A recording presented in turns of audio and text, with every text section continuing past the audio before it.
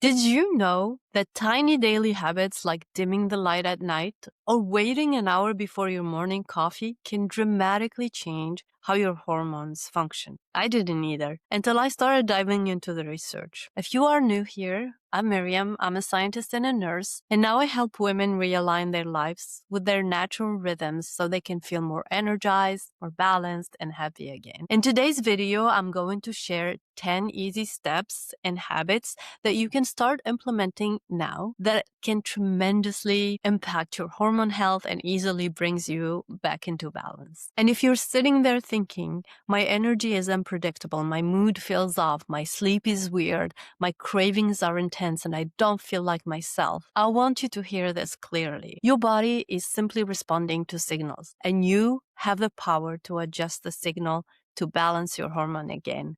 I want to share something personal first, because this was a big wake-up call for me. For a long time, I thought I was doing everything right. I was eating clean, I was productive and disciplined, but underneath that, I was tired in a way I couldn't fix. My mood felt unpredictable from one week to another, and I carried this constant low-level tension in my body, like I could never fully exhale. What I didn't realize at the time was that none of the things affecting my hormone looked unhealthy on the outside. And it wasn't a single big factor. It was the light on late at night while I was working, or I was drinking coffee the second I woke up, or I was skipping meals because I was too busy to eat. I was pushing through stress because I told myself I could handle this one more time. As a scientist and a nurse, I understood hormones on paper, but I hadn't fully connected how my daily habits were shaping how my body felt. So once I started intentionally paying attention, everything started to align as it should. My sleep got better, my energy felt steadier, my cycle became more predictable, and I finally felt like my body was working with me instead of against me. These 10 easy habits I will be sharing today are not part of an extreme protocol or require expensive supplements. These are small, realistic shifts that quietly change the hormonal conversation happening inside your body. Before we move on, if you would do me a huge favor and click on the subscribe button down below, it only takes 2 seconds and it means the world to me. Thank you so much.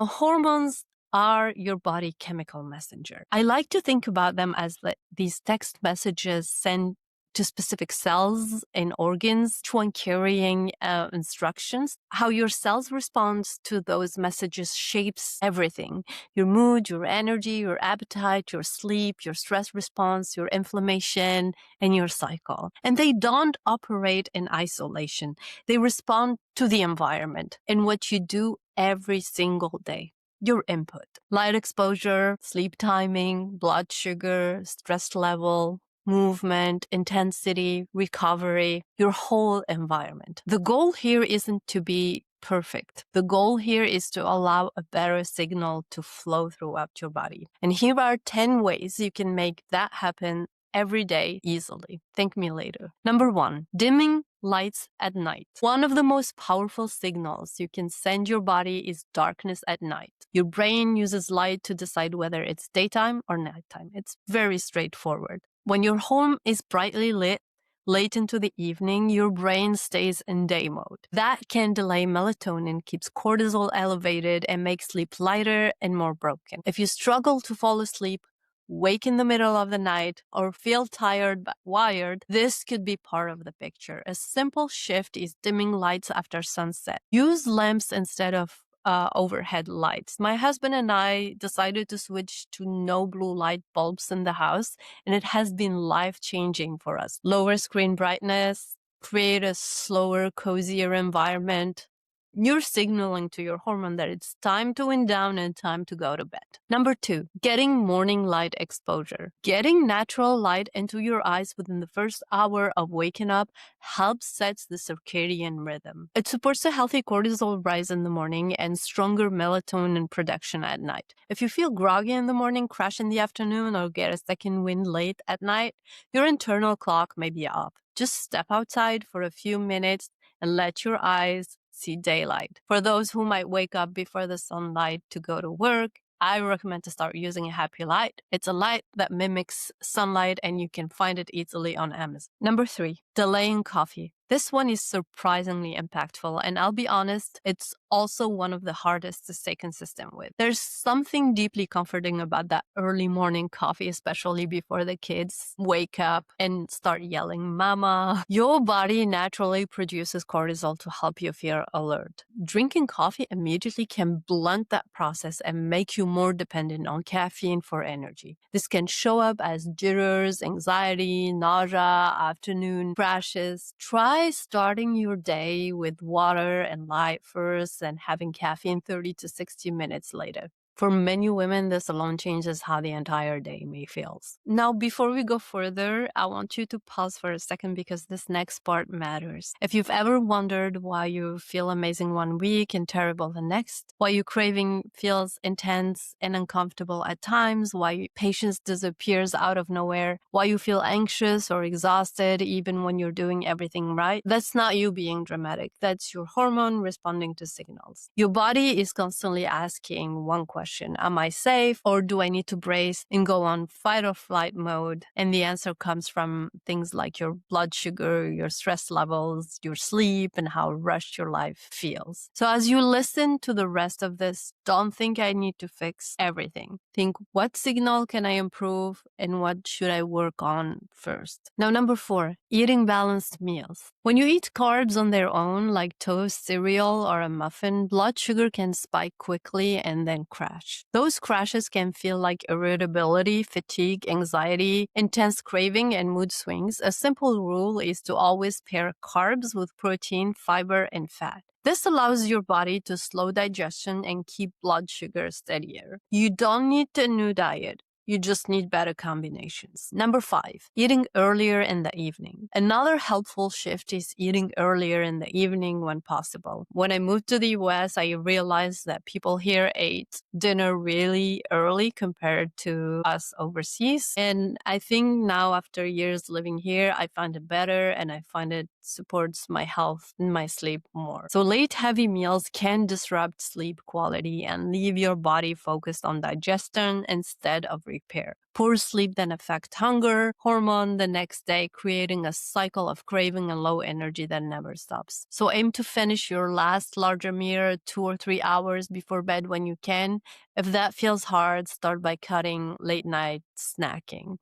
Before we continue, if you're finding this helpful, I'd love it if you took a second to subscribe. It really supports the channel and means more than you know. Thank you so much. Now, number 6, stress management. Stress management is another non-negotiable. You can eat perfectly and still struggle hormonally if your nervous system is stuck in fight or flight. Stress isn't emotional. It can come from rushing, overworking, undereating, overtraining, scrolling late at night, or constantly being on. Your body doesn't care where stress comes from. It responds the same way, and one daily downshift can change everything. A slow walk, deep breathing, stretching, prayer, sitting quietly, a warm shower or relaxing bath, anything that tells your body you're safe, just do it. Plan for it intentionally. I say plan because we often put ourselves last and then wonder why we have nothing left to give. You can pour from an empty cup, and I know you heard this one many times. So schedule it and let your family know so they can support you and help make it happen. Now, number 7 is prioritizing rest and recovery. Rest is just as important as anything else. Rest isn't being lazy. It's a biological requirement. This is when your body repairs tissues, regulates the nervous system, and recalibrates hormone signaling. When rest is consistently inadequate, stress hormones stay elevated, recovery is impaired, and hormone balance just become harder to maintain. And over time, this can show up as fatigue, irregular cycles, worsened PMS, anxiety, and decreased physical and cognitive performance. So please take time to rest. Rest doesn't just support your hormone health. It directly influences your overall health, resilience, how well your body performs from day to day, your immune system, everything. That's why rest needs to be planned and protected. Just like work, you gotta plan your rest. And it's important to remember that recovery isn't only physical. Mental and emotional rest play an equally critical role in how your body functions. Number 8, Strength training. Strength training is another powerful way to support hormone. Lifting weights helps improve insulin sensitivity, which plays a major role in blood sugar regulation and energy stability. It also supports metabolic health by preserving and building lean muscle mass, something that becomes increasingly important as we age. Strength training stimulates beneficial hormone response, including improved mood chemistry through the neurotransmitters like dopamine and endorphin, and it can help lower baseline stress hormone over time once your body recovers. It also builds physical resilience, stronger muscles, stronger bones, and connective tissue, which directly supports your long-term health and performance. And no, you won't get bulky overnight. Building muscle takes time, adequate nutrition, and consistent training. Even lifting weights 2 days a week can make a meaningful difference in how you feel, move, and function.